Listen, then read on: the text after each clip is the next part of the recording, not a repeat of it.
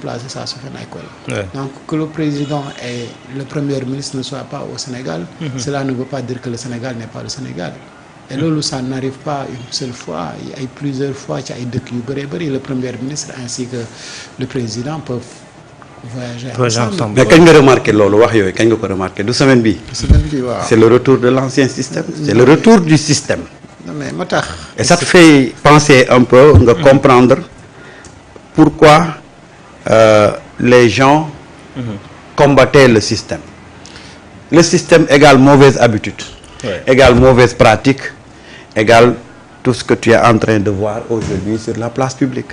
Manipulation, détournement. Comment ça nous a de cette place petit à petit. Ouais, mais le président ne doit pas accepter d'être l'homme fort du système, du recyclage. Je ne dis pas du système, mais du recyclage, parce que lui, il n'est pas un homme du système, je ne pense pas. Oui. Mais il ne doit pas être l'homme fort du recyclage, parce que bu fekkee tey ñu ngi recycler waat ñi nekkoon ci système bi ba tànk yi nga xamante ni yooyu lañ doon xeex. tey xeexuñu ko moo tax j'aime bien la phrase de Mamadou Mao doyen Wane mi wax ne système kenn du ko réformer da nga koy détruire bu fekkee yow yaa waroon détruire le système et tey yow yaay recycler ñu nekkoon ci système boobu mooy yaa ngi réformer système bi. Absolument. donc lañ doon xeexee ba léegi jógu fi te pourtant rupture discours de rupture boobu noonu moo tax 54% des Sénégalais adopté donc le discours xam ne wane ne ñoom lii la ñu bëgg la rupture donc ñi ëpp si ñun rupture bi la ñu bëgg et que démocratie noonu lay doxee mooy majorité bi la ñu bëgg noonu la dëkk bi war a doxee. Absolument. et malheureusement tey li minorité bi bëgg loolu moom moo nekk li dox loolu nag ce n'est pas de la démocratie. Oui. On peut l'appeler autre chose lu dul démocratie. Mais voilà. Mais parfois yenn profil yi nga xamante ni ñoom ñoo ci nekk di ci wax ak la ñuy wax loolu moom mooy may parfois métti. parce que quand même nañu jàngee noonu la nit ñi jàngee. Oui. nañu tukkee noonu la nit ñi tukkee. nañu amee ay relation noonu la nit ñi amee ay relation bu la yàlla defee nag nga toll benn niveau bi yenn wax yi xam nga yaa ngi koy wax mais est-ce que c'est un message qui vient d'un diplomate. soxla wu ko de. non finalité bi ma am. waaw xam nga toog yaa ngi wax léegi un élément important. Fatou joxoon naa la ay coupure de vidéo coupure de journaux. D'accord. Le 6 décembre 2023. Macky a quitté Dakar pour aller à Brazzaville. Le 6 décembre. 6 décembre boobu. ci la Amadou Ba quitté Dakar pour aller à Paris. 6 décembre boobu ci la Mame Diop quitté Dakar pour dem à Doha pour participer ci COP 28. alors donc le Sénégal benn jour. waaw. amul président de la République. amul premier ministre. amul président assemblée nationale. c'était plus grave pour. waaw tey na si xalaat rek la ñuy. waaw ñu doon tiit tey. amul kilifa ci. ñuy wax ne dañoo tiit tey. fekkee woon nañu jamono jooju te tiituñ. Ouais. 3 personnalités de l'État quitter ce pays-là. Macky dem Brazzaville. Amadou Ba dem Paris. Mame Diop dem Doha ci COP 28 bi. Amadou Ba mu ngi demoon Paris pour une visite de 72 heures. Un an après la 5e édition du séminaire intergouvernemental franco-sénégalais.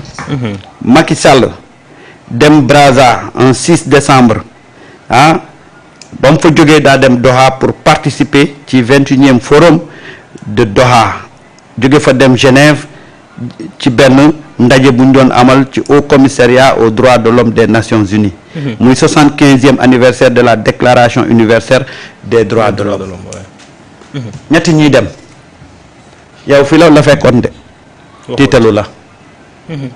tiitalu la de. mieux yow kay booy tiit da nga waroon tiit jamono ji ñuy emprisonné nit ñi. wallaay jamono ji ñuy rey nit ñi. injuste jamono ji ñuy torturer nit ñi. loolu tiitalu la de. tey ñu ne Bassirou dem na. Ousmane Sonko génn na waaye la deuxième personnalité de l'État mu ngi fi. wallaay le président de l'Assemblée nationale. waaw. ensuite ki topp ci premier ministre mu ngi fii. waaw moo yor justice. waaw deuxième chose. Macky Sall le ministre de l'intérieur est là, le ministre des forces armées est là. waaw mais deuxième chose Macky Sall ñaata weer la toog amul premier ministre. te mu ngi doon voyager. amul woon premier ministre. presque 4 ans voilà. te mu ngi doon voyager. et dans notre constitution est-ce que am na fu ñu bind ne premier ministre ak président waruñ génn ndoor. amul fenn. moo tax gis nga mais nag loolu yëpp xam nga lu ko indi. c'est de la manipulation. le retour du système. tey ñoom ñëpp ñu ngi putaxlu di wane seen bopp xam nga luñ ci jublu. Mimi maa ngi fi de pour sa coalition bi. boo paree bul ma fàtte. non c'est un clin d'œil. dañuy yëglu daal. Mimi. maa ngi fii. yow gis nga dafa am ñoo xam ne pour rejoindre les rangs yi gravité autour du pouvoir ils sont prêts à tout. et c'est ça nag les éléments du système. Ouais. voilà un peu. la baaxoon yëpp dañ koy bonal. lañ nangu woon yëpp tey dañ koy bañ. parce que gis nañ ne c'est le bon moment pour frapper fort pour acter cette division là dañuy pëtëxlu. li ñu ciy def yëpp c'est pour creuser l'écart alimenter la confusion ba division bi gën a yaatu. dana war mais li ñuy wax. luñ fi wax suba ba luñ fi wax suba. balaa midi ñu dindi ko teg ko fële. oui mu leer nañ am na solo. Ngagne Mbow xoolal sa écouteur wala li ngay dégloo. parce que sax mbokk internet yi xam naa loolu introduction bi moom. loolu échauffement la woon. jërëjëf donc Ndeye Samba ak Seydina. échauffement la woon xam nga toog ni nga amee mal week-end bi. man noonu laa amee mal boo defutoon ndànk sa dimanche bi noonu naa laa ñëw ne la topp tey exceptionnellement damay def émission. parce que li gën a xam nga li gën a métti ci nopp. mooy nga toog di dégg ay mag yoo xam ne. dañuy wax li ñuy wax ñu wóor na leen ne du dëgg. ñu wóor na leen. ce qui fait mal hein. mais Ousmane Sonko dafa ay nit yu nga xam ne da nga leen di ormal quoi. Ousmane Sonko dafa jógee kii nu mu tudd. Petit Palais dem cité kër góor gi wala jógee wu. c'est que la vérité mooy. gars yi dañu mosul xam ne cité kër góor gi. ana jamanka fa la mos a dëkk. mais Ousmane Sonko ñaari jabar la yor. ñaari soxna la yor. donc Petit Palais. soxna Khady Kébé moo fa nekk. soxna ana jamanka mais mu ngi cité kër góor gi. cité kër góor gi kër Ousmane Sonko la wala kër famille Ousmane Sonko la. am na plein droit di fa dem. mais Ousmane Sonko mosul déménager dem cité kër góor gi. et mosul toxu fonction premier ministre moo koy yóbbu fële nga xamante ni moom mooy Petit Palais. kanaa nag ko am sa kër am nga droit dem. wax dëgg yàlla. kanaa sa njaboot am nañu droit nekk ci sa kër. quand même. waaw mais c'est-à-dire ce pays là tamit nii lañ koy nekk di ko seetaanee rek. na waar. gaa ñi nekk di. ay fuyards ñoo koy wax di kàcc rek moo tax. Ousmane Sonko avait bien raison de les appeler des fumiers. c'est des fumiers. mais top. moom miy wax loolu. moom xam na ne li mu wax du dëgg. mais xam nga lan la ci jublu. dafay provoquer pour que gars yi wax ci mu am lu mu verser ci dossier. moom dossier am lay defar. moo tax tout ce qu'il est en train de fomenter comme mensonge il l'a fait exprès pour am lu mu rajouter ci dossier am pour soutenir que ne moom dañ koy def cabale politique. c'est une victime politique yooyu rek la. mais ba mu koy wax xamoon na ne waxu dëgg. xamoon na ne mais il provoque. provocation mon Dieu waaw koo xam ne nag. boo xoolee ba mu dee moom ba tey. la mu wax ba mu nekkee moom ba tey.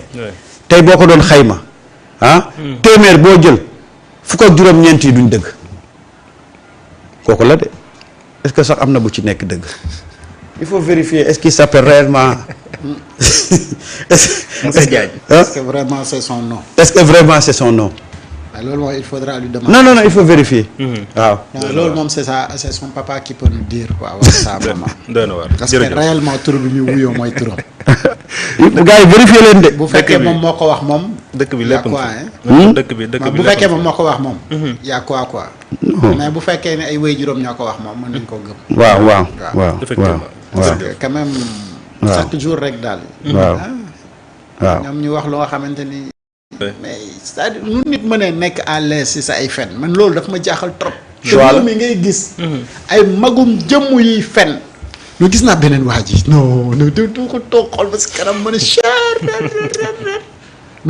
am na ñoo xam ne dañu feebar ba xam ne dañoo feebar.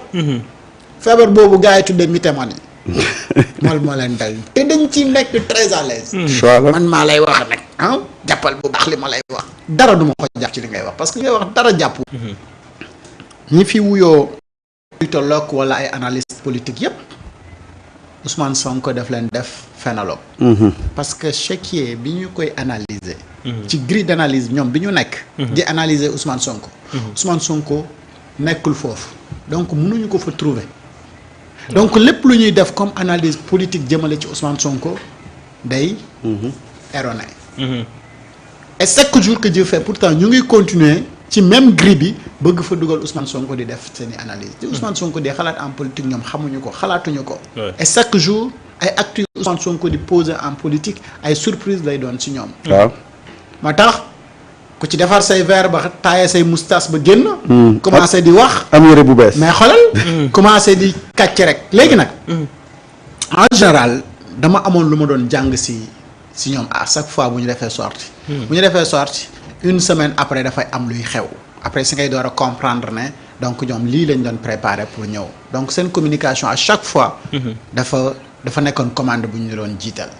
te loolu boo décrypter ñoom message yi ñu lancé yi nga xam effectivement fi nga xamante ni foofu la ñu jëm. d'accord Macky Sall bàyyeeguñu ba léegi. man moo leen di wax. donc. mais Top c'est un choix. Top c'est un choix. xam nga yow da nga choisir. bi nga juddoo. ñu wutal la choix ne da ngay jàng. nga jàng ba nga demee ba doon mag nga ne damay dem jàngi wuti ay diplôme ba nga amee say diplôme nga def choix ne man. loolu da nga ko def choix mais ñii dañu def choix ne. amuñu fenn la ñuy def. dañoo choisir xam nga quand quelqu'un prend le choix fait le choix de mentir. mais mënoo ko ci génne. ñoom nag ci mensonge boobu choix boobu ñu def. dañoo dem ba tabax ci kër. dañoo dem ba takk ci soxna. ngénte ci. waaye pour nga génne leen ko day am problème. effectivement ñoom c'est-à-dire que c'est des gens qui ont choisi de mentir pour vivre. yow tu as choisi de travailler pour vivre.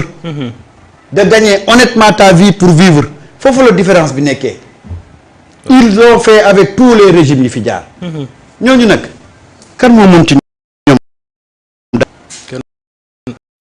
c'est des gens qui ont choisi de mentir pour vivre.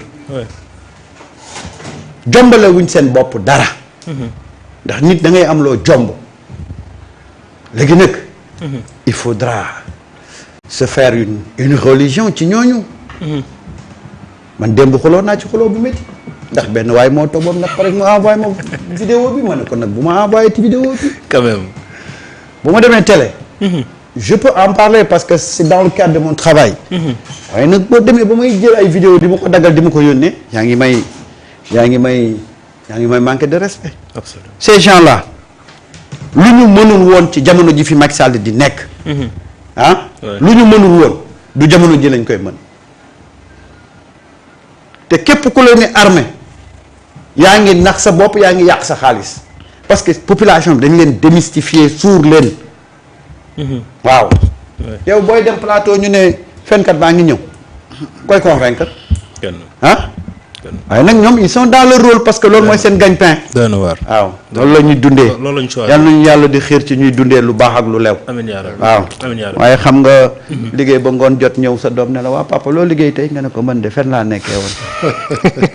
yal nañu ci yàlla musal. amiin yaa rabbi mais ci voyage yu Ousmane Sonko bi dañu gis benn silence boo xam ne dafa jóge ci primature comme ça communiqué bi nga xam ne waroon nañ ko ci def defuñu ko ci est-ce que loolu tamit nekkul erreur boo xam ni def nañ ko ci. Wolof Njaay day wax ne lu yëngu lu na yëkkul la ko yëngal la ko ëpp doole. en général ñëpp xam nañ ne primature il y a des génies en com. loo leen mën a contre nangul leen ne. tout le temps ay activité wu primature moom communication bi da doon jàll. saa su premier ministre doon voyager dinañ la wax kañ la fi jógee. fan la jëm itinéraire bi et cetera. est-ce que bu jógee. Abu Dhabi dafa war a dem Umra et cetera loolu yëpp dañ la ko doon wax. si aujourd'hui ñu choisir def silence ci itinéraire bi voyage bi date de départ date de retour et cetera. cela veut dire donc que aujourd'hui ak li fi jàll yëpp comprendre nañu li nga xamante ni moom moo fi xew. loolu moom mooy pour man li justifier. tout bonnement ñoom ñu choisir ne plus donner des informations sur itinéraire wu ki nga xamante ni moom mooy le premier ministre. Et pour man c'est une bonne stratégie. Tout à fait. Le premier ministre voyage et puis voilà jóge na fi dem na Abu Dhabi et gars yi li nañ ko wax nañ contenu lam fa def et cetera maintenant feneen bu fa jógee fan la jëm et cetera ça n'intéresse pas les Koulouna et puis voilà. bu yeggee activité bu mu def dinañ ko jëbbal donc c'est-à-dire def ko. C'était pour mettre à l'aise yenn nit ñi nga xamante ne ils suivent les activités du premier ministre. Ne pas le faire ce n'est pas une obligation de forcément joxe itinéraire au premier ministre bi. Donc ce silence-là ça c'est dafa nekk encore une réponse stratégique à d'autres actes yu nga xamante ni am nañu ci semaines yi ñu génn quoi. D'accord. Donc si le premier ministre choisit de communiquer autrement mooy que ni rien n'est plus comme avant. D'accord. loolu daal laa ci mën comprendre quoi. oui wala ñu bañoon a muur le voyage du président parce que gis nañ ni. waaw parce que gis nga les deux à la fois. oui parce que à la fois. boo xoolee. parce que bon moo terminer rek ça baal ma de. amul problème mais effectivement ni comme ni nga wax. bu fekkoon ne le premier ministre. dafa communiquer si voyage am et cetera. tout en sachant que waa palais bi moom tout le temps nit ñi dañu mos a critiquer seen communication daanaka du ñu joxe benn information sur les voyages du président. et su ko defee ñeneen ñi dañuy wax wéy yaa ngi gis moom sax moom moo gën a lii day nëbb lii et cetera et cetera. ak li nga xamante ni moom moo fi jot a xew. donc pour éviter tout cela donc le silence comme je dis c'est encore benn réponse pour li nga xamante ni moom moo ko jot a xew. Tout à fait. Tout à fait. waaw xam nga boo xoolee la démarche de Ousmane. Ousmane a toujours voulu se mettre à l'écart pour ne pas faire ombrage au président boo xoolee seen premier tabaski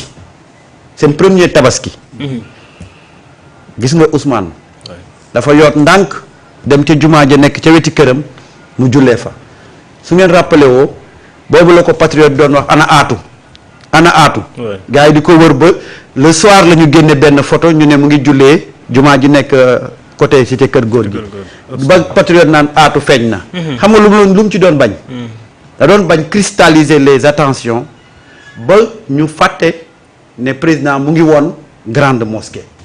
D'accord. parce que période dafa tombé président dem grande mosquée moom bu ko neexoon mu dem créer tout le protocole qui sied pour fa mu doon jullee mais gis nga ko duggul sax ci biir jumaa ji et ça c'est pour mettre le président à l'aise et puis bañ ko def ombrage et il a toujours fonctionné comme ça Ousmane il a toujours essayé de mettre en avant le président parce que xam na ne aura bi mu am suy def ñu defandoor moom bosam mooy fës loolu yàllaa ko dogal d'ailleurs boo xoolee les voyages du premier ministre sont beaucoup plus médiatisés que les voyages du président de la République président dem na fi Chine amul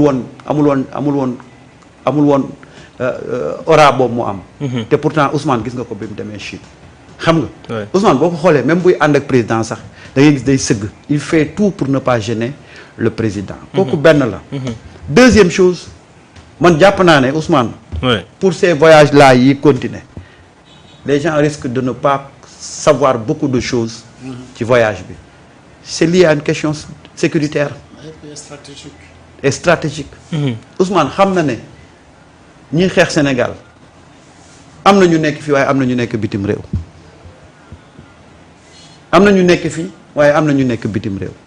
Ousmane ma ne la gis nga boo defu ndànk voyage am yi ñuy dëgmal Ousmane yegg na rek nga cee am yegg na comme ni mu def ci bii passé voilà moo tax moi je pense que y a même pas lieu de trop épancher wu ci dem na te kenn yëgu ko de toute façon président bu ngeen fàttali ko Ousmane xamal na ñu ne président moo ko jox toutes les questions yi nga xam ne moo concerné les pays du Golfe xam nga waxoon na ko bi mu demee Émirats Arabes Unis donc bi ñu demee Émirats Arabes Unis on avait commencé à paraffer un contrat ci le port de Ndayane avec DP World on peut supposer que loolu la dem yeggali mais y a rien de y a pas matière à xam rek gars yi fi mu nekk nii moom mais ki ñu ko wax tamit ñun journaliste yi sax ci moom lañ ko yëgee koo xam ni kookal la waa jële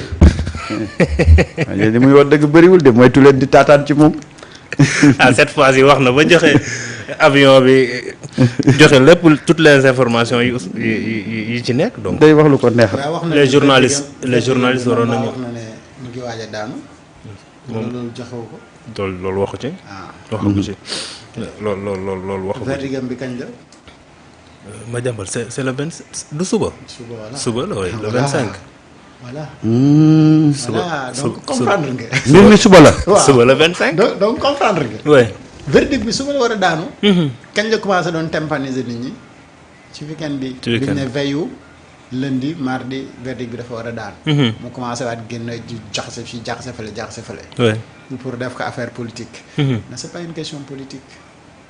na bàyyi rek nit ñi ñun on a tout compris. oui. gënul yeewu kenn gënul jàng kenn. nga xam li mu xam nekk ci li mu nekk. bàyyi nit ñi ñu nekk ci la ñu nekk. waaye nag pour mu am crédibilité faaw muy waxi dëgg nit ñi. ginnaaw bi nga bokkee yow ak nit ñëpp li nga jàng da nga ko jàngandoo ak ay nit ñi. te mosuma dégg fu ñu ne moom major la woon ci fa muy génne. donc am na ñu la gënoon ay téeméeri junni yoon. te ñooñu ñoo ngi fi ne xew di la xool. gënoo leen xam. gënoo tukki nit ñi. léegi kay sa différence ak ñeneen ñi boo ko bëggee am mooy fexeel di wax dëgg. waaye marqué nga sa différence ak nit ñi ci beneen sens bi. bu nit ñi ñëpp xam ko. léegi yow sa kàddu daanaka posé wul dara ci penc mi. absolument. Ablaye Ndiaye mais dama laaj. naa ko wax li Diomaye doon xeex Diomaye rek la mën a wax lu mu doon xeex. waaye man du koy laaj boobu. lu Diomaye doon. xeex lu ko naqari woon ci Macky Sall ba mu koy xeex. loolu moom Diomaye rek. ah gis naa ci tey kii mu def ci titre bu yéeme. kan la yor. ah. Diomaye l'homme du système. le nouveau homme fort du système. waaw. ah c'est une grande question de. waaw c'est une grande question. oui mais nag c'est une grande question. mën na ko wax le nouveau homme fort du recyclage. du système. recyclage. doy na waar en tout cas. fi mu toll mu en ngi tout cas recycler gars yi comme pas possible. en tout cas il commence à faire de la politique ah. gis nañ Angola bi mu fa demee ñu ko fa doon teeru ay t-shirt yu am photom lañ sol donc instant bi moom lu waay doon jeexi jaaxa moom. je veux bien réserver. mën nga ci teg d'analyse ci li Diomaye nekk di def ak li ko ci mën a fekk politiquement parlant. xam nga fii laa toogoon ne les politiciens lu existé gul ci politique rek. lañ jul jéem a essayer mais lu existé en politique lu ne dinañ ko essayer. en Gambie. Adama Barrow élu président si beneen bannière. parti mu ngi ko créé ci biir palais bi. même chose moo nekk di répété wu au Sénégal ma ne leen Brésil seen président dafa dem dikkaat. waaw Macky Sall mu ngi ci schéma yooyu noonu pour dikkaat. donc calcul politique yi ñu jëm en 2029 dafa nekk échéance yu déterminant. et foofu le patriote war a wane seen véritable force de frappe. absolument. et le terrain meeting. Macky Ousmane Sonko était très conscient de schéma yooyu yëpp. mu defal leen terrain meeting pour clore débat yëpp. alors léegi la suite mooy nekk lan mooy aujourd'hui nii muy demee nii bu demee nii. 2029 kenn mënul tere Ousmane Sonko nekk président de la République du Sénégal mais est-ce que am na yeneen schéma possible yu ñu war a mën a jaar ci justice ba gàllankoor Ousmane Sonko loolu c'est à voir ndonte existé wul. Et si aujourd'hui on crée benn coalition wala parti biir palais est-ce que Ousmane dina amaat confiance pour joxaat pouvoir bi keneen ça c'est des interrogations. na bàyyi joxoñ bi. xam nga. et alors léegi bu fekkee ni ka mu joxoñooñ da jàppoon ne moom moo gënoon wóor. kooku moom moo détaché wu. est-ce que bu ñu fexee ba éliminer ko dina jëlaat. même risque bi joxañaat keneen. ça c'est des interrogations et loolu yëpp bu amul ñun nan la ñuy def ba recycler ñi nga xamante ni ñoom parce que c'est clair que benn patriote du dem fale. mais nan la ñuy tibbee ci Amadou Ba nan la ñuy tibbee ci Macky Sall nan la ñuy ñoddee keneen ak keneen ak keneen ba ñëw def benn suppu kànja bu saf-saf. suppu kànja bi kay du saf. ah non suppu kànja bu jaxasoo la. non du saf parce que la koy safloo. nekk ci suppu kànja bu jaxasoo pour faire face. ak bloc bi nga xamante ni moom mooy les patriotes. et c'est pas pour rien qu'on soit en 2025 Ousmane Sonko ne les jeunes dem leen ngeen inscrire parce que xam na ne carte bi moom mooy bi am solo 2027 ñu wan gaa yëpp ne duñ seen morom pour signaler en 2029 absolument et loolu nag dafa laaj stratégie politique ak animation ubbi parti bi animé et jóge ci kuréel de bas étage yi xam ne l'objectif c'est pas ça l'objectif c'est d'acter la rupture demoon nañu ba teg benn pas pour rupture malheureusement pas bi dafa dugg rek gars yi door ci yet gars yi reculé waat pas bi dara duggatul léegi ci rupture bi zéro rupture actuellement alors est-ce que noonu la ñu war a seetaanee ba en 2029 ñu encore perdre sens boobu noonu parce que la sens est toujours là tout à fait mooy que ni yàlla dimbali na Sénégal moo am un leader comme Ousmane Sonko alors ce leader là moom nekkagul au pouvoir parce que xam nañ injustice bi nga xamante ni moom la subir ci Macky Sall est-ce que même injustice boobu noonu daf koy continuer di ko subir ba en 2029 du accéder au pouvoir pour mën a véritablement incarner rupture bi